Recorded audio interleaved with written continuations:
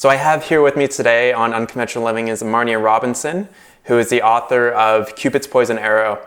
And it's a book that I've mentioned on my channel quite a few times because I've talked about NoFap. And obviously, I guess kind of like taking, the point of NoFap is obviously to get away from having an addiction to pornography, but also what I like to talk about is basically how you take it almost to the next step, and that's in relationships as well. And a book that I don't even know how I even came across your book, but it was probably at least, I think it was probably at least 2 or 3 years ago is when I first came across it. And it just kind of like, it made a lot of sense to me because I guess I noticed like the same types of things that kind of happen in my own relationships. Is that I noticed basically like at the start, it was, very exciting. And then just over time, things, really started to fizzle out. And I noticed specifically, like after having sex, I would just feel like just totally disinterested in the girl. Like just didn't want anything to do with her. And it was just kind of like I didn't really understand. But after I read Cupid's Poison Arrow, then it kind of made sense to me. Yeah, it's very sobering when you finally put all the pieces together and line them up and go, oh my God, there's something biological happening here that's shifting my perception of my partner. I mean, it's powerful and it's upsetting when it first dawns on you. Absolutely. So maybe you could just give us just a little bit of an introduction about yourself, Marnia. Oh, about myself? Yeah. People know about me. They want to know about you.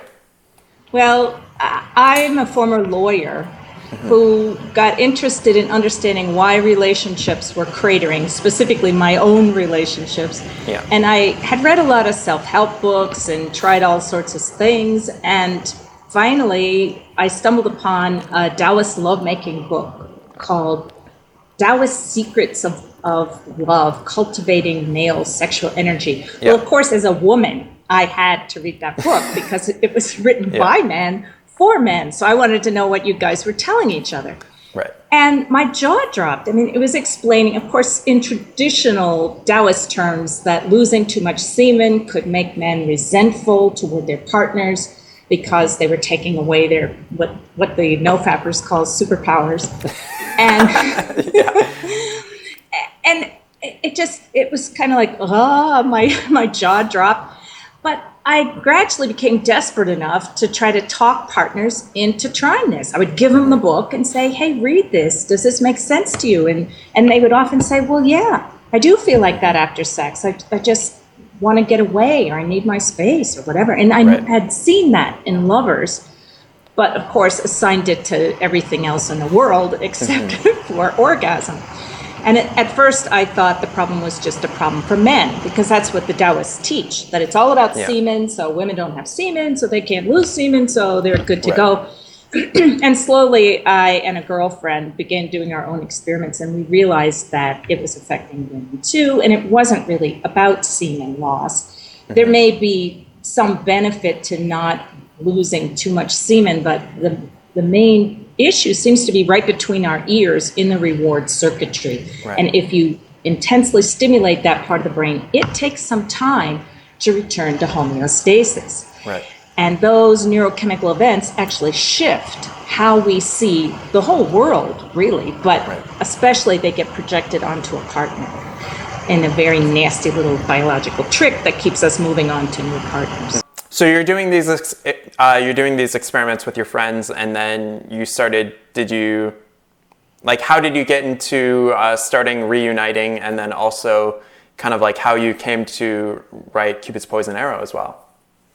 Well, Cupid's Poison Arrow is the redo of an earlier book that came out in 2003, but I actually started this project about 12 years before that.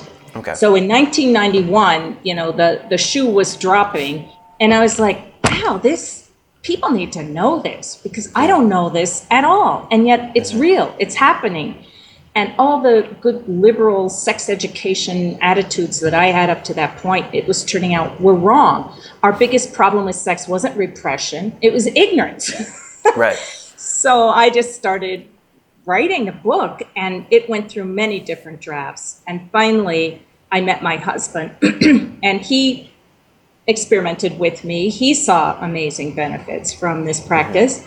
And finally, about a year into our relationship, because he's a Taurus, he never rushes, he said, gee, I think I could find some science that would help explain what it is we're experiencing. Sure. And that made me have to write the book again completely. And that was the piece that really helped people get it. Because particularly men, they like to know, how does the machine work? And once they know that, they can conquer dragons. But without that piece, just telling them nice little stories about the ancient Taoist beliefs wasn't cutting the mustard. But once they understood the reward circuitry and they could tie that to what they actually were experiencing after sex and what they experienced when they cut back on orgasm a little bit, well, then it started to make sense. So that's how the book came about. So it's really, he's the key to the whole thing. Yeah, definitely. That's even when I was reading the book, I think it's at the end of the chapters where you talk about the history, right? And I usually skip over those parts, and then I just go right to the science. It's tell me exactly what's going on. And I guess that's kind of I think I actually read Cupid's Poison Arrow before I even got into the idea of NoFap, because I was trying to figure out, what was going on in relationships and stuff with me personally, just because it was just over time, and then it starts off good, and then it seems to progressively get worse over time. And then, you're fighting more and all these types of things. And so I think when I first, because I haven't really had a lot of experience in terms of relationships, because I was single for a long period of time. But I guess just with the benefits that I noticed from just NoFap in general, it's something that, is obviously, it just makes a lot of sense. And the thing is that it's not very widely known, and people just think that you're crazy for even wanting to talk about it. They're but orgasm's good because it feels good. It's right. Wow. There's a famous psychiatrist called William James, who's now deceased.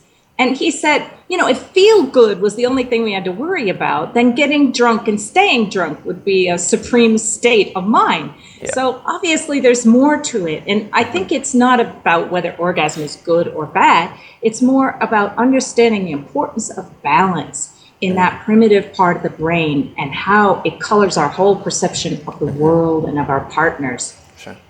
And that makes perfect sense when you focus on it that way. So maybe you can just explain quickly, because a lot of people don't really understand what happens after orgasm. I've read Cupid's Poison Arrow, so I understand, but so basically you're having sex, or say you're masturbating, and you have the spike with the orgasm in terms of the dopamine levels. The dopamine levels spike up, and then you have this kind of almost a lull for almost 2 weeks after that. Well, Derek, it's actually turning out that there are lots of things that happen after orgasm. And since I wrote the book, there are now more than 60 studies showing neurochemical events and tracking other kinds of changes after climax. So it's kind of sad that none of this is out in the mainstream, because there's a good bit of research. And the dopamine in the reward circuit is the easiest piece of it to grasp. Yeah. Because that's the part that drives your libido and helps you experience pleasure in the world indirectly and so forth. And we know from many addiction studies that too much dopamine can cause lingering changes in the brain that will push you in directions you don't want to end up. But there are other kinds of things happening too. Androgen receptors drop, which means that testosterone doesn't have the same impact in your brain. So if somebody took your blood sample, they might not see a change in your serum testosterone at all, but its effects in your brains would be muted if your androgen receptors were lower. And with each ejaculation, they drop. So you can see how there are all kinds of subtle, intricate things going on as the brain comes back to balance. Right. That we should be taking into account, not just the high. The joys are wonderful, but there's a lot of other stuff that goes on before you're back to homeostasis. Right. That's the short version. The short version. So So you have this high, and then you typically have a low for, you've kind of figured it out to be about 2 weeks or so. Yeah, well, in talking to people, it can linger that long. I would say that the research that's out there so far, some of it shows up to a week, and some of it, like the most interesting one that came out last year, was showing that dopamine neurons actually shrink after 2 ejaculations in a week. And a week later, there was still shrinkage that they could see. By a month out, it was corrected. So some period between a week and a month, it was taking to get back to normal. But, there's so many more details that we'd all like to know about this. And I'm sure it'll turn out to be something a little bit like PMS, that everyone's a bit different. And sometimes, depending on how frequently you've ejaculated, you'll recover faster or slower, and you'll have more impact, less impact. Same thing with women. So it's messy, and that's why it's hard to explain to people, because you can't say, oh, well, you'll definitely feel worse this long and better at this day and so forth. Each person's going to be a little different. And if you try to tell them in general, they go, well, I don't have that problem. I mean, I was like that. When I first started learning this, I didn't think orgasm affected me, for heaven's sake. Even the Taoist book said, well, it's just a problem for men, right? Yeah. So it took me several years of watching my own state of mind. And actually, even then, I didn't figure it out. My girlfriend figured it out. She had a partner who would control himself, and she still ended up sitting in the corner of the kitchen on the floor in tears, a few days after a big passionate encounter. Right. She's going, do you think orgasm could affect us too? Ooh, is that why I'm still bitchy? Yeah.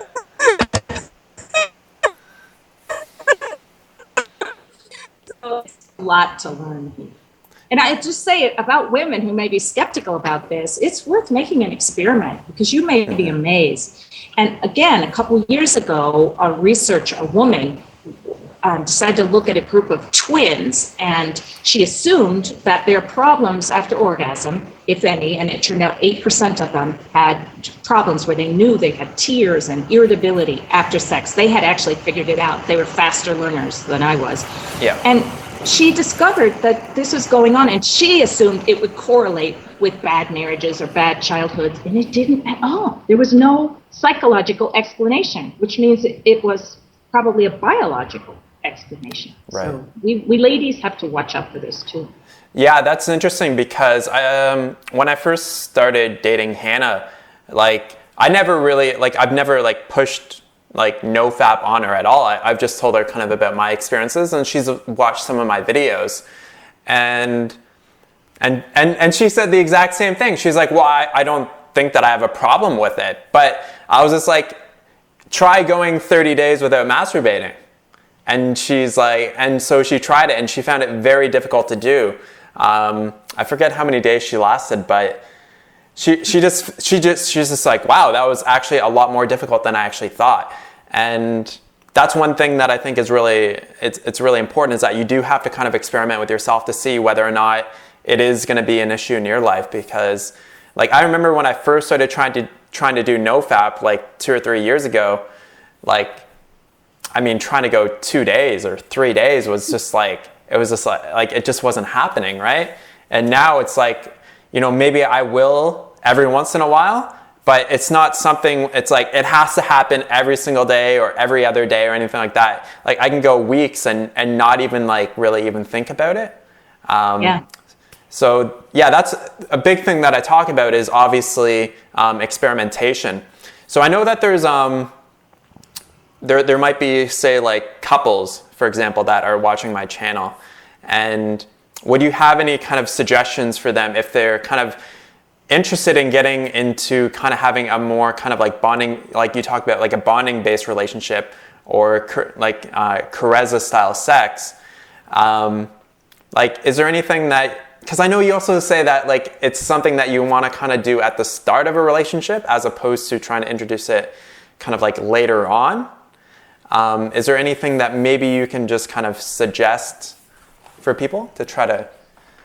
Yeah, I'll start with just, there is a period that I think of as the neurochemical honeymoon period, where you feel like you can get away with anything sexually. You don't realize it, and you think it's because you're so in love with this person, but it's actually because you're on a different neurochemical cocktail during that time. There's extra nerve growth factor and dopamine and various other things, lower serotonin, which actually makes you obsessed with this person and so forth. So biology is playing some very sneaky tricks on you during the first part of a relationship. The Italian researchers have found out that by the latest, at about 2 years, those extra neurochemicals are gone, and often people feel the hit more then.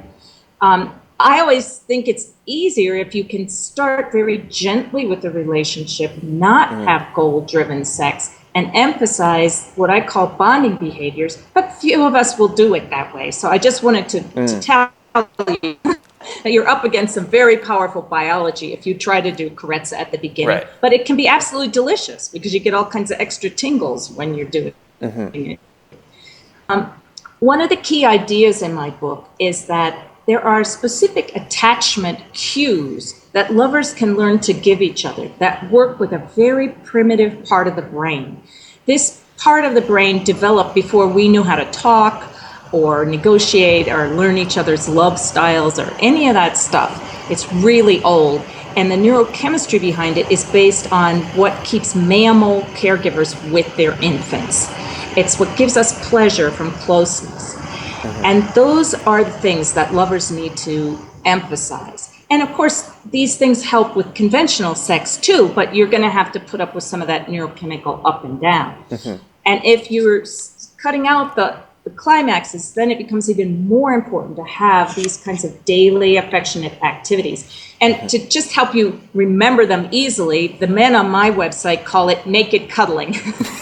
So, and they say if they can get their naked cuddling every day, then everything else smooths out and goes much better. Right. But to break it down a little bit more, it would be things like smiling with eye contact, any kind of skin-to-skin contact. Be gazing into each other's eyes, wordless sounds of contentment and pleasure. So those sounds, they're just not talking, just those other sounds. Listening to someone intently and restating what you hear. And if you think about it, that's how mothers teach their infants things. How your mom taught you to talk. She would repeat what you said. And that's soothing to that primitive part of the brain. It makes it feel safe. And that's what lowers our natural defenses enough so that we can bond. That's the secret to all bonding, whether it's friendship or, a lover connection or a parent-child connection. And there are some interesting things about these bonding behaviors. They have to be almost daily to work. Your brain is looking for pretty much constant reassurance. It doesn't have to be much. One of the men on my site had me laughing. He goes, well, my wife and I have figured out that it takes at least a minute, but you don't need more than a minute a day. It didn't mean that he didn't like to cuddle more than a minute, but I thought that was cute. It's not time consuming, it's not effortful, but it needs to be frequent. So some people just have intercourse and fall asleep connected, even if they don't have time to make love, if they're too tired or it's been a long day or whatever. So there's all sorts of ways that you can work with these bonding behaviors. They don't have to include intercourse. In fact, we found that it's best not to have intercourse every day because you tend to get, well, my husband described it as, I get my motor revved up then every day, assuming I'm going to be doing sexual performance. And a day off in between where there's no goal-driven sex, but there is affection, just reminds you that it's possible to have a non-goal-oriented connection. And that's what soothes that primitive part of the brain. Absolutely. So, what's been totally different for me is that I've just kind of realized that, there is obviously more to a relationship than just having, fertilization-driven sex. So it's not just all about, just pounding it out. It's just you do want to have, maybe those days where you don't have sex. Or when you have sex, you don't have to, there's no, you don't have to orgasm, right? You can both just have intercourse and then also just not have it end with an orgasm, which, is just totally different than how most people think. But like with understanding how our brains are going to be working in terms of like, the dopamine and then habituation as well, that it does make a lot of sense to actually start trying incorporating that into our sex lives. Yeah, it takes some training. And as you said, it's like NoFap, you get better at it because your brain is becoming more and more sensitive to sexual pleasure. Ironically, the less you hammer it with really hard goal-driven sex. So it can take time, and especially if you're coming off of a serious overdose of porn or something like that where your brain is a little less sensitive. I don't know. I mean, your generation's going to have to figure this up because you're the ones dealing with this tremendous deluge, seriously, of overstimulation, chronic overstimulation. But I would say people report getting more and more pleasure from Carezza even a year or two later, so our brains keep adapting somehow. It's fascinating. Exactly. I know that's something that I experience as well, as like just after like, maybe having sex with a girl for a while, it's like I really stopped getting any pleasure from it, even though I was orgasming. Like it was very interesting. I would just be like I just don't really enjoy it anymore. And then I noticed the girl, she's having like such a great time. She's like, or like whatever, right? And so she's having a great time. And then I would almost kind of feel resentful in a way because I'm like, oh, you're enjoying it, but I'm not enjoying it. And I never really understood why. Yeah.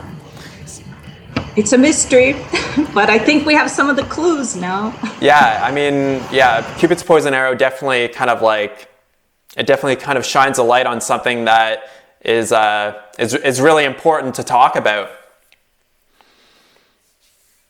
Yeah. I have something in the back of my book that might help couples too. I should just mention.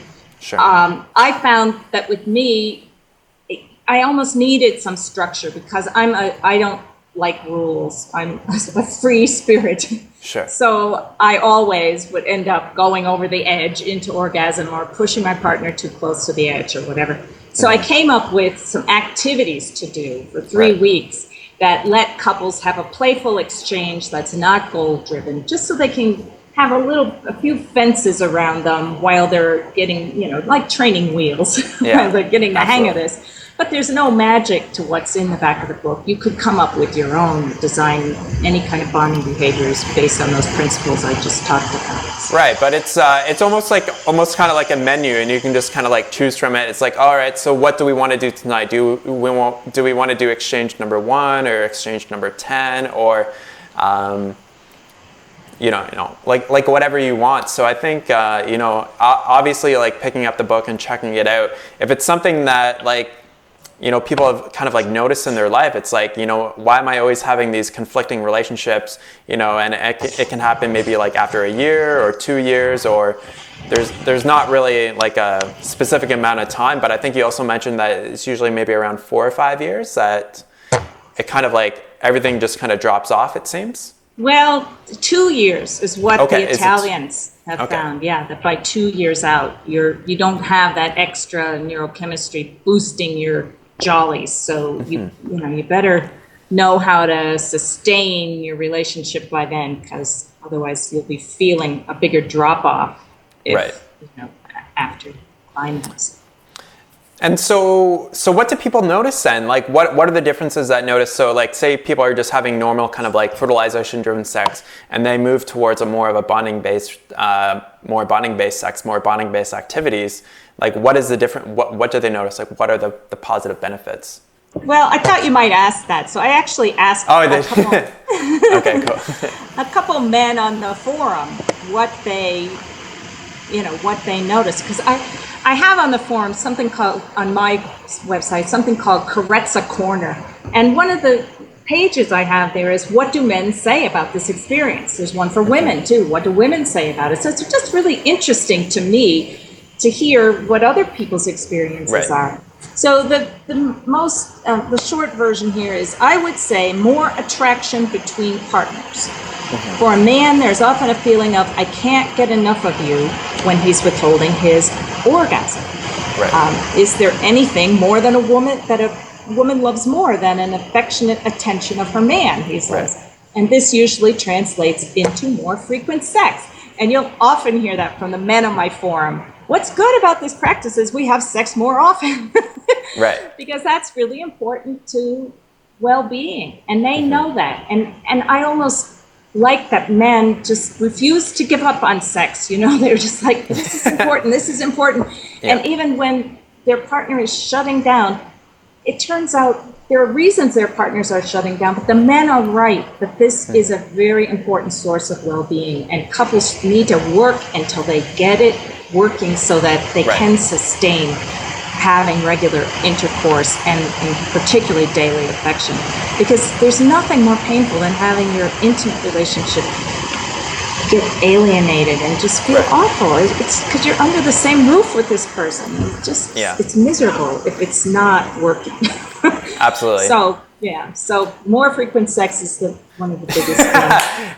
and I think, for like a lot of people that obviously sounds pretty good. And you might think, oh, if I'm not having goal-driven sex and I'm not orgasming, then I would have, either the sex wouldn't be as enjoyable or I wouldn't be having it as much. But it tends to kind of be the opposite because you're not really desensitizing yourself, for one, through constant orgasms. And because you're not like having that energy expenditure of having an orgasm, and you're not depleting yourself, that you do want to have sex more often. Right. And your partner just looks more adorable to you. Yeah. I don't know how to explain it, but Gary, has said that to many times, you look cute to me because I haven't fertilized you yet. Yeah. Now, of course, he has from time to time, because everyone finds, who does this practice, that orgasm sometimes happens. Mm-hmm. But the difference is you're not driving for it. Right. And since you've learned a lot about how that reward circuit works in the brain, it seems to be the things that really send our dopamine surging, like forcing yourself or fantasizing yourself to get to climax, or using a sex toy or whatever you're doing to pump things up. It's going to hit your brain harder. So, this way, if orgasm is just kind of like rolling off the waterfall without making any effort, it doesn't seem to have the same repercussions. And other people on my forum have indicated that too. Right. So you're not advocating a complete cut off from orgasm. It's not like you're going to be a monk for the rest of your life. It's just kind of more trying to find the balance, kind of like almost like the balance. So it's not like, it may happen every once in a while, but it's not something that you're going to go for every single time, which is basically what most people do. Right. And I've also been asked, is there an ideal schedule? And I don't think there is an ideal schedule, but people come up with different schedules. For example, one couple on my forum, they will have orgasmic sex once a month right before her period. And that just works out well for them. And then they take a few days off, and then they're ready to go. And they normally, when it's not that part of the month, will connect every night. They tend to fall asleep having, carezza intercourse. I don't mean they only make love when they're falling asleep, but I'm just saying, so they have sex a lot, and that's the thing they've come up with. There's also something called kosher sex, which I don't know if anybody watching this is familiar, but there's a sect of Jews that believe that you should not have sex during the woman's period or for a week afterward. And then you get back in the saddle and you go furiously for 2 weeks or so until, the next cycle starts. Sure. And that also would give couples a chance to kind of get their brains back in balance before the next big passion encounter. And uniquely, I mean, what I found fascinating about this, the science is now showing that practice put the couple back together exactly at her most fertile moment. So just be aware of that if you practice. Yeah, exactly, right? So I've had a vasectomy, so I'm all right for that. But all right, good call. Good call. I think it's just totally fascinating, and I'm really grateful that you wrote Cupid's Poison Arrow, because especially it's like the addiction to pornography and masturbation has been.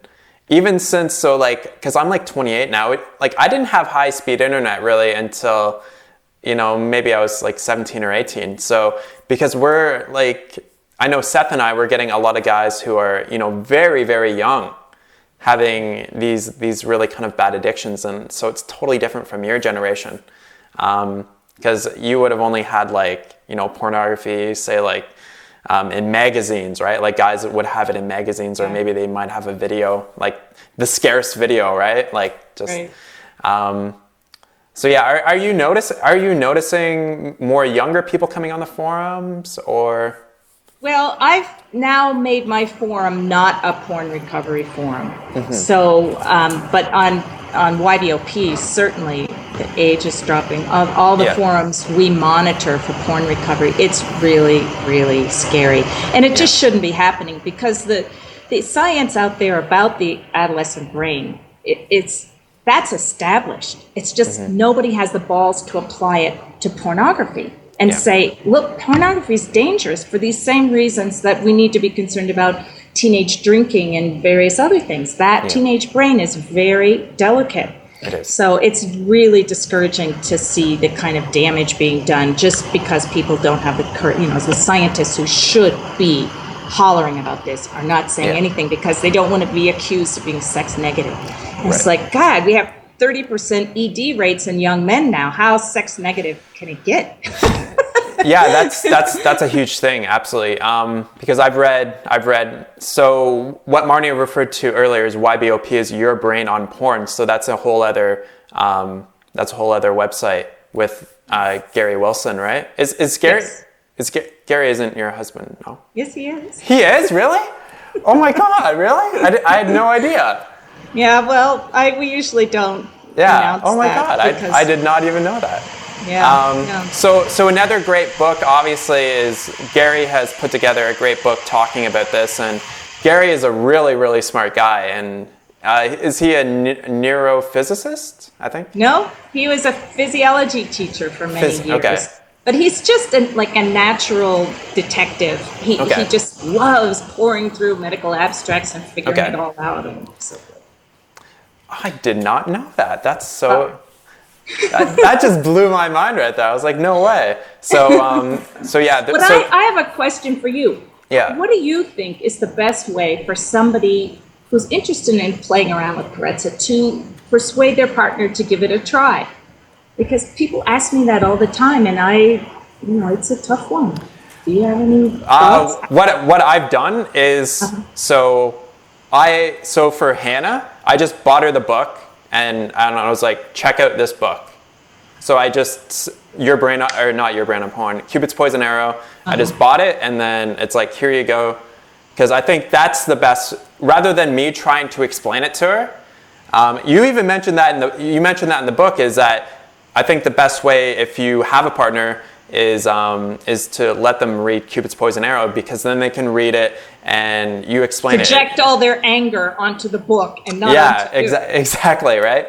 And so then that way, because everything's laid out very very coherently and very concisely in the book, is that I might miss some details, or I might not fully understand it myself. So whereas like in the book, it's just like everything's kind of it's just laid out, all the science is there. So it just makes a lot of sense. So I think, that's what I've done, and I think that's a good way of going about it. My thought is that the generation behind you, they don't read books anymore. So I don't know how you get through to them. I mean, they have attention spans of fleas, a lot of them, and you really have to think about this. It's not a 15-second soundbite. You can't do a TLDR, then that would be have sex but no orgasm. Well, who's going to follow those directions without understanding more about the whole cycle of orgasm stuff? So I don't see a shortcut way really to get through to people. I mean, I think to get guys on NoFap, you just tell them all the benefits, right? So you just talk about less social anxiety, more motivation, maybe higher testosterone. Like you said, 30% ED rate in young people. So you can be like, if you want to be able to get it up, check this stuff out. So. Yeah, it's hard because like a lot of younger people, they're addicted to video games and stuff as well. So especially guys, right? So they're always like clicking away and on to new video games, and so I guess it could be difficult. But I think videos on YouTube is also beneficial, just because a lot of those young people are on they're constantly watching videos on YouTube all the time. So hopefully kind of, like Seth and I have Man Talk TV, so hopefully a lot of them, will find that channel or will find any of my NoFap videos, because NoFap is, like, I've noticed NoFap is such a huge thing. Like, so it's a really big topic, especially on the internet right now, so. Yeah, that's great, and it's really encouraging. I mean, that's the silver lining to having so many guys slam right into a brick wall following the mainstream sex advice, which says, oh, masturbation is so great, there's no such thing as too much of it. And so they're really seeing for themselves, hey, you know what? There is such a thing as too much. There is, yeah.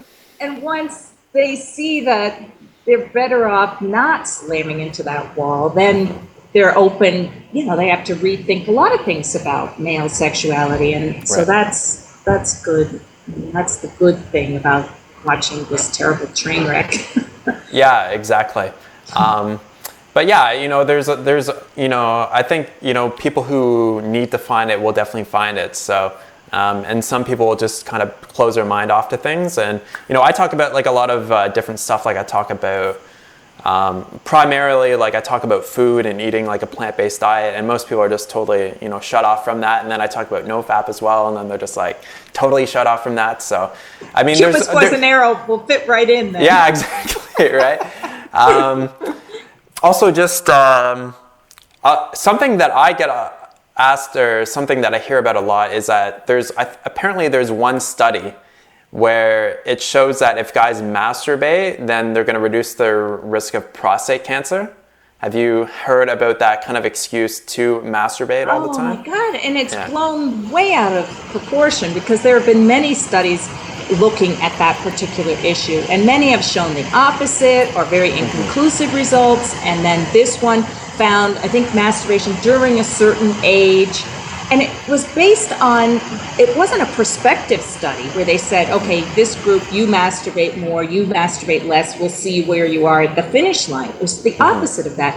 They just asked men, oh, tell us, how much did you masturbate when you were this age, this age, this age? Well, how do you know if they even remember it right? How do you know if they were having some kind of issue with sexual repression or sexual addiction or anything that could have been affecting? So there's actually research going all over the map there. And to pick out the study that youth like the results of and turn it into this mainstream meme that more masturbation is healthier for you across the board, it's just wrong. I mean, because there is research saying more masturbation in the next decade, higher rates of prostate cancer. So you start to read that the big picture, and you go, this is ridiculous. This is unsafe to tell men that this is some panacea. It's going to prevent prostate cancer. That's ridiculous. I don't think sexual repression is a good idea, because fighting yourself too hard isn't a good idea. But learning how to balance your sexuality so that it becomes, get it on cruise control so that you're not fighting yourself, that makes perfect sense. And I'll be very surprised if that turns out to cause health problems in any way. I think it'll be just the opposite, because relationships actually are the highest. A healthy relationship is it is the top indicator of our correlating factor with well-being. Yeah. So keeping our relationships harmonious should be a number one priority. Masturbating for prostate health is not going to get you to. Coming from like someone who studied a lot about, eating a plant-based diet and cancer regarded that, like if you're worried about prostate cancer, then you should be looking at what you're eating primarily. If you're worried about, just because if you don't masturbate as much, or you do it maybe once a month or twice a month, that you're going to get prostate cancer because of that, like I think that's absolutely ridiculous personally, because like I don't it just doesn't make any sense to me, right? Like, why would you get cancer in your prostate because you masturbate less? And my favorite is, they have a theory that you're ejaculating out toxins, and that's keeping you from getting cancer. Seriously, that was one of the doctors' theories who wrote that study. Yeah. But what does that say about your partner if you're not using a condom, so you're giving her cancer? As a woman, I didn't really like that kind of logic too well. Yeah, that just doesn't really make any sense. And it didn't make any sense either. Yeah. Awesome. Well, thank you so much, Marnia, for taking your time to speak with me. It was my pleasure.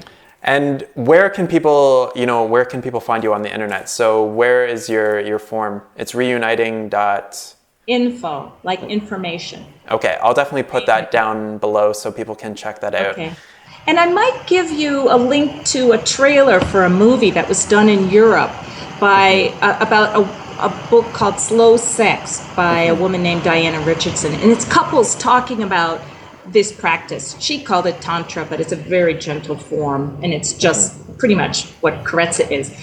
It's kind of fun just to see the couples talking about what works for them with it and what the challenges are. And so absolutely. And I'll definitely link. So what I'll do is I'll definitely link down to Amazon so that people can check out Cupid's Poison Arrow as well. And you can get that. It's on Kindle as well. So if you just want a digital copy and you want it instantly, you can get that right away as well. Well, thanks, Derek. This was fun. No problem. Yeah, no problem. We can maybe if what we can do is if you have questions either for myself or for Marnia, definitely leave them below. And maybe we could do this again maybe in a week or two or so, and we could just answer some of those questions for people. Okay, that's a great idea. Okay, awesome. All right. Cheers. Take care. Awesome. Bye. Bye.